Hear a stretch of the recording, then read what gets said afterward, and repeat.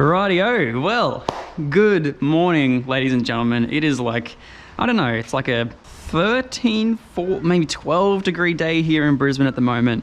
And you guys liked the POV video of the RX-7 so much. It has got like 100,000 views, 160 maybe. And I honestly haven't checked it in the last couple of days, but it has just been growing exponentially.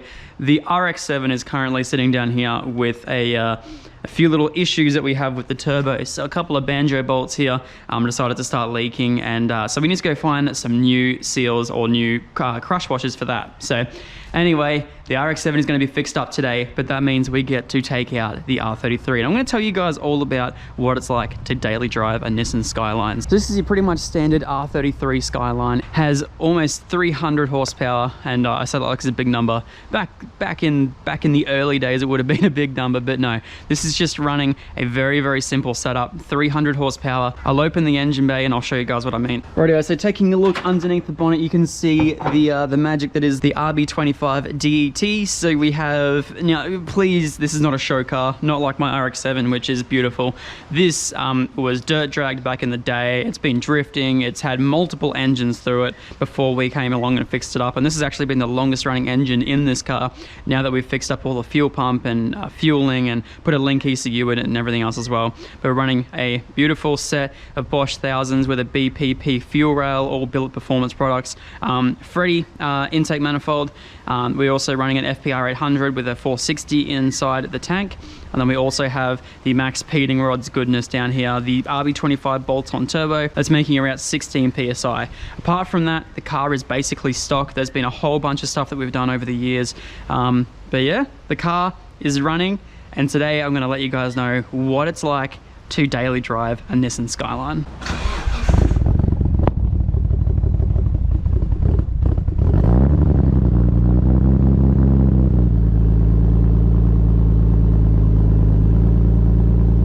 Rightio guys, so as I said, we're going to be taking this thing for a drive today, and we're going to be heading just into Brendale.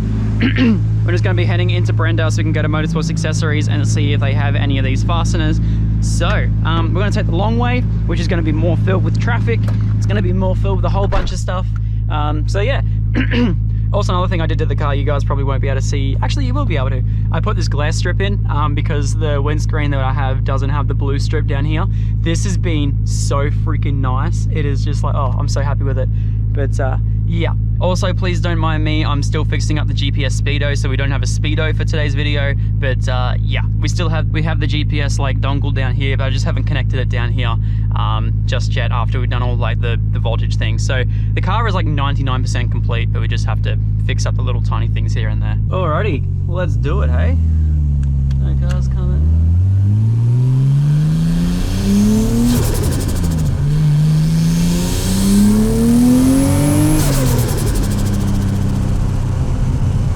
Welcome everyone to the R33 SKyline, or better known as the STD33, and I'll let you guys know exactly why that is. So hopefully that's a good angle for you guys. The STD33 was a name that came about after I bought this car. It was $3,500 Australian, which is about, I don't know, at the time probably about 2,500 American. Yeah, the car was basically living in Red Dirt Central up in the middle of or Central Queensland, and basically we picked this car up for $3.5 grand, and originally I made an offer for $6,000 on this car, and then we went out to go have a look at it. After we did a compression test, after we found out that there was only like 2 bolts holding in the main part of the tail shaft, we decided to agree on a price that was just over half that. So I paid $3.3, I think, all up for this SKyline right here. It's an R33 GTST factory automatic. However, it has been manual swapped. The box in it was, let's say, it wasn't the greatest box in the world, and yeah, it just wasn't. It wasn't a very pretty car, I will admit. So yeah, after a little bit of tinkering, a little bit of fun trying to fix up and rebuild this engine with my good friends over at Onsong Performance, this car then made compression, which is nice. We replaced the box in it, so now it's not as horribly loud. It still has a bit of a 4th gear synchro issue, but it's definitely a lot nicer than what it was when we first picked it up. This car has been through straight pipe exhaust, and then to a really quiet exhaust, and now to a semi-loud exhaust, but I probably want to put it back to a decently quiet exhaust now that it is my daily driver, which is basically the main topic of this video. What it's like to daily drive a Nissan SKyline. So in my experience, let's just sum up the whole video in a couple of words. It has been very fulfilling, very fun, but is it something that is very sustainable for a long period of time and something that is extremely reliable? No, it certainly isn't.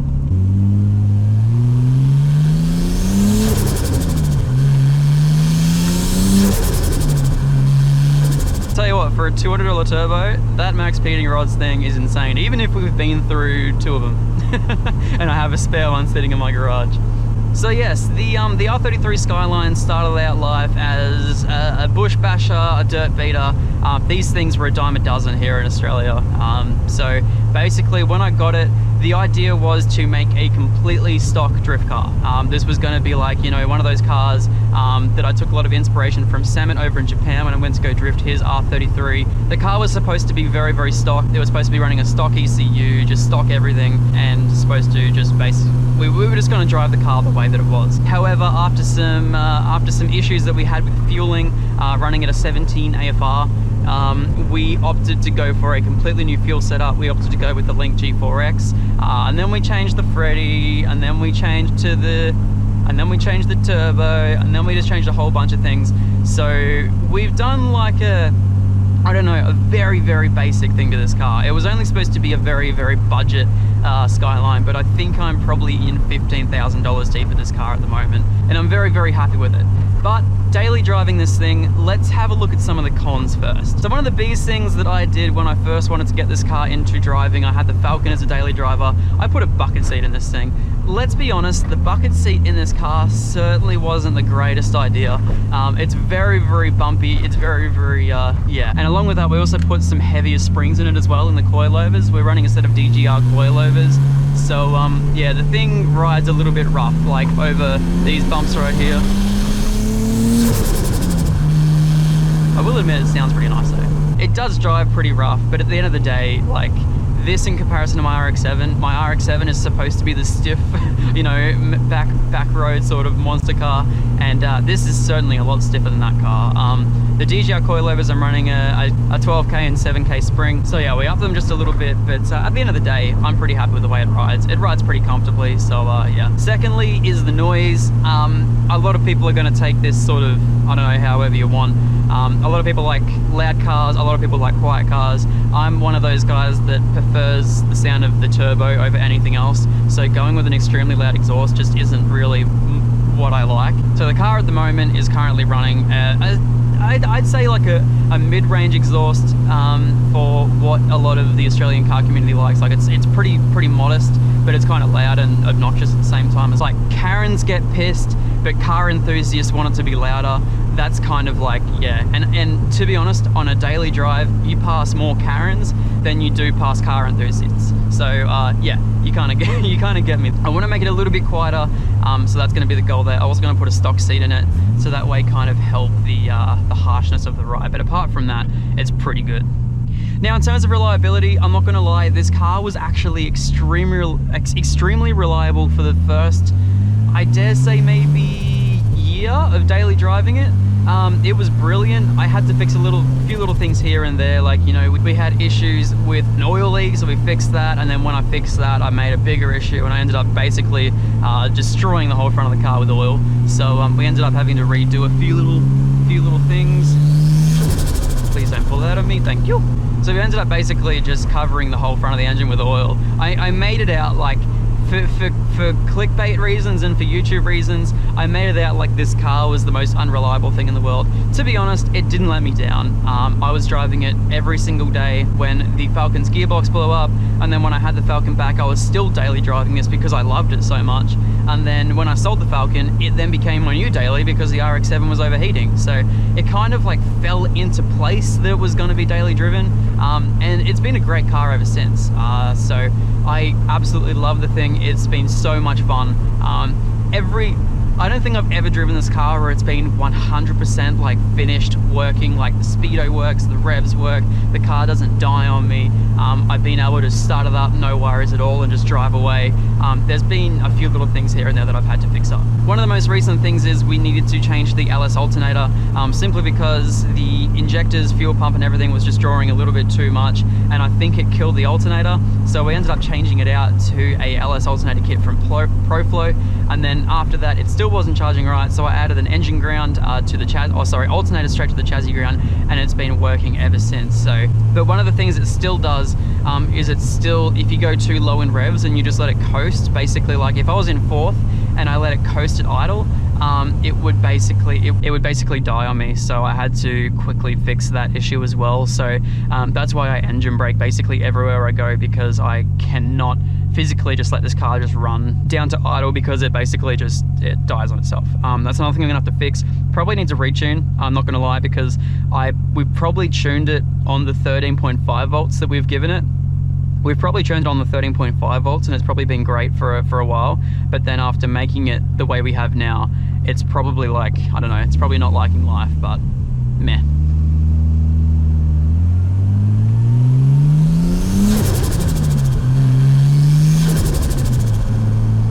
I love this turbo, man, it's cool. Okay, so now that some of the cons are out of the way, let's have a look at some of the pros. This thing is so freaking cool to drive. I don't know many, oh, that was a cool MG. I don't know many people that daily drive a Skyline. I know a couple of people that daily drive like S chassis and Chasers and everything else as well. But this thing, like, it doesn't have a heater core, so you can't really adjust the temperature for the aircon. It's always like moderately cold, but that's completely fine, because coming into winter it was perfect. Just daily driving this car is so much fun. It's certainly been a challenge to get this thing to work every day, especially recently where we've been having these cold start issues, where we've been having a few other little issues here and there. Like, it's just been, it's definitely needed some TLC along the way, and a little bit more TLC than most cars. But if you were to daily drive this thing, you could be 100% confident that you'll make it to work 95% of the time. Hopefully that makes sense. And you know, like, massive props to the guys at OnSong Performance that have basically made the car what it is. They were the ones that took it in maybe 3-4 times, just part of them wanting to teach me and all that sort of stuff about the platform itself. And now I feel very confident about doing a lot of stuff to this car. So yeah, massive thank you to OnSong Performance and Boost Gumps on YouTube for basically building the car what it is today. I cannot thank them enough. Yeah, we're gonna be waiting for trains. How much fun. This will be a brilliant test of my beautiful coilovers.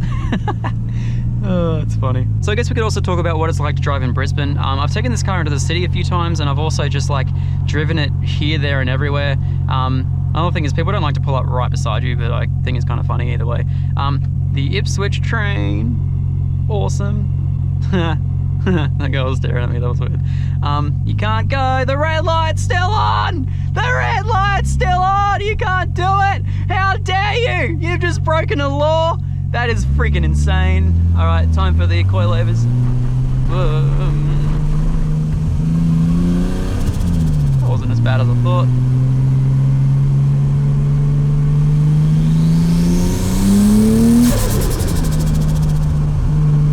All right, so we're almost at the place. Hey, we're about to pass my old work. How good. This used to be like a prestige like yard where they had a couple of GTRs and like heaps of JDM imports. I used to work here at Norris. That's sick. Oh, they changed it to LDV. What? Oh, interesting. Oh, they've still got all the other ones. That's cool. By the way, guys, if you like the exhaust on my car and you live in Brisbane, down here is where my exhaust guy is. So Elite Exhaust and Fabrication. If you go speak to Dan, tell him Zach sent you. Yeah, he'll give you a sick deal. I don't know what probably not, but yeah, just tell him I sent you. So yeah, anyway, I don't really know what else to talk about. Like, this car has been so much fun, and it's certainly a bigger experience. It's certainly fuck, what am I trying to talk about? It's certainly a different experience daily driving this than, let's say, my old Falcon. The old Falcon was so comfortable, the speakers worked, it actually had great audio, just the car wasn't overly loud, but when you got on it was nice. The turbo sounded amazing, whereas this car here is rough as guts. It was built to drift. I've never drifted it, or I have, but I haven't, you guys all know. I've circuit raced this thing. It's been brilliant. It's actually like really grippy. It's an awesome setup. And then kind of in the last, 3 months, I turned it into a bit of a stance boy. But it's still like just trying to retain that nice classy look to it. I absolutely love the car. It has been brilliant, and yeah. I don't know, just everything about this car we've made so that it's supposed to be very nice and easily drivable, but you can chuck on the track, and that's exactly what this car is. It is so much fun. I love it. Okay, so now that I've shown you basically exactly how to get from Marumba down to Motorsports Accessories, let's hope they help me out and give me some washes, hey? This one right here. Oh, yeah, boy. That's right. I'm gonna park up somewhere here. This car is way too close. I can't park there. Yeah, boy. That's sick. Oh, he's got the wing that I want. That's nice. I dig it. Looks like a Bathurst edition. It's got the red Recaro. Sick. Let's have a little look at it. Right, yeah, so I just tried to stop at RMS, Rotary Motorsport here in Brendale, just to see if Ben was about, so we could talk about the next phase of the RX-7 tuning. Because we have some spicy things coming up for that car. I'm in the process of working a little bit behind the scenes, so you guys can see some cool RX-7 content coming up soon.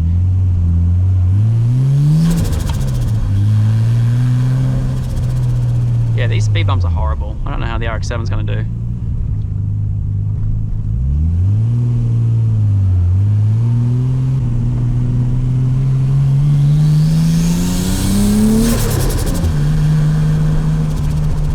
Road is very bumpy. So yes, as you guys can see, we got some crush washers for the banjo bolts right here, so they should be all good and ready to go. They're not copper, but I don't really know. I'm sure it'll be fine either way. It'll be sweet. They're gonna look at me with my camera, weird as hell. A lot of people have said I should get into 4Bs, but I don't know, probably. So let's say you were going to drive or daily drive an R33 Nissan. What differs from a regular car? Are these lights actually saying that I can go? That's weird as hell.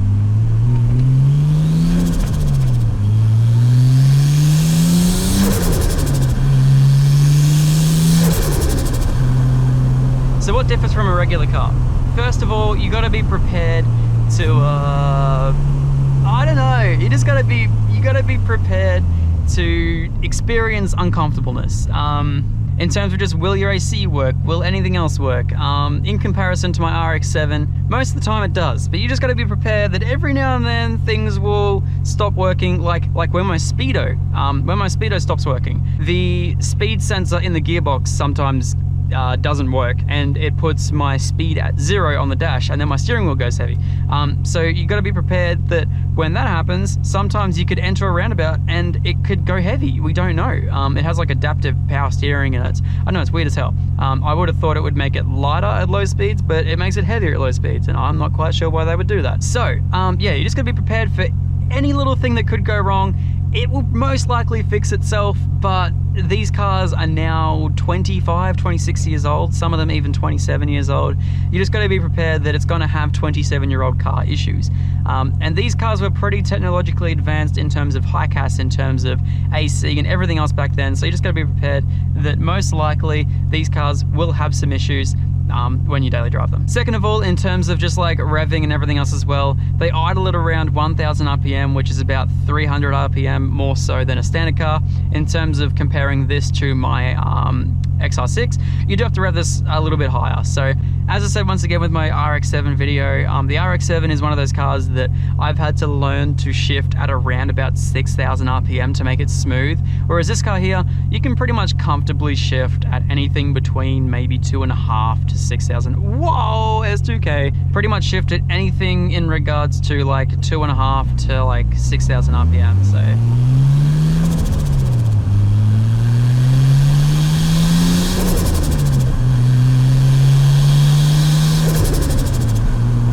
It likes to cruise at this like 2 to 2.5, and on the highway you also have to be prepared that it will most likely rev all the way up to around about 5.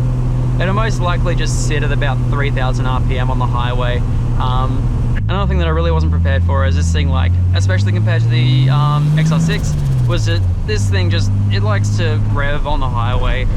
It's just how all the cars were. They didn't have the gearing for it. And I believe they were perfect for the Japan highways, the Japanese highways. And yeah, and I guess when these things were new, they were actually kind of nice to drive. Whereas at the moment, they're kind of getting a little bit older, and they're just a little bit more uncomfortable than your average car. In terms of cruising in traffic, this car has no issues whatsoever. As you can see, I have a multitude of gauges here, which lets me know that I'm not overheating like the RX-7, which means that I have boost pressure, which currently the RX-7 doesn't because the turbos are disconnected, and that we have oil pressure, which currently the RX-7 does not have because it's not turned on. So basically it's saying that this car is better than the RX-7 in every way possible, but we all know that we all know which car I love more, and that is the RX-7.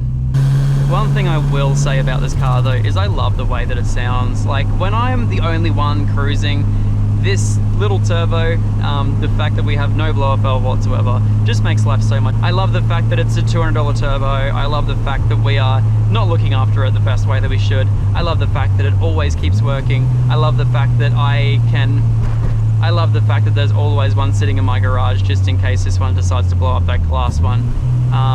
Yeah, it's just awesome. What is this guy doing? Can you just pick a lane? This guy has like merge lanes like 5,000 times in front of me. I just want you to pick a lane and just stay in it, would you? His number plate says DK, but 100% I want to battle him on the mountain. I tell you what, if I battle him, the loser has to leave town forever. I'm pretty confident that I might win against DK in the Land Cruiser. Unless it's RB26 swapped. One of those things that I hate driving through Lawton. It's a horrible place. Like, I don't know, the road feels weird. It's kind of like, I don't know, everything's just like, there's so much happening. It's like a tiny little 4-lane or 5-lane road at times. There's just cars everywhere. Everyone's really close to you. It's just horrible. Nice Ducati broski. I don't know, it's just a weird place to drive. I just don't like it. The roads are bumpy, the road's not very wide, I don't know, there's just lots of businesses. Oh, there's a that though. That's a pretty cool thing. And also, if you guys didn't know, I'm going to try and make this video so it comes up today. Tomorrow I'm going down go-karting at Pimpamar, but with Mr. James Nolan and everyone. But there's also an all-Jap cars and coffee tomorrow, which I'm going to be going to. So if you guys are keen, Banyo all-Jap day. It's going to be amazing. Do people not just like driving today? Like, why are we all going zero? Why is everyone going so slow today? There's so many cool cars out today. That was a Jaguar XJ6. That's cool. Oh, I should have stopped there for fuel. People know me. I will stop for a lick of fuel. Guy's got a tree growing out of his car. I want a tree. Yeah, and first of all, I'm not trying to be someone I'm not. Well, there's plenty different ways for you to go and get your props. You don't need to try pretending living lifestyles you ain't got. That's that shit I told myself when I was low and feeling lost. Learning lessons pay the cost while they watching Hugo.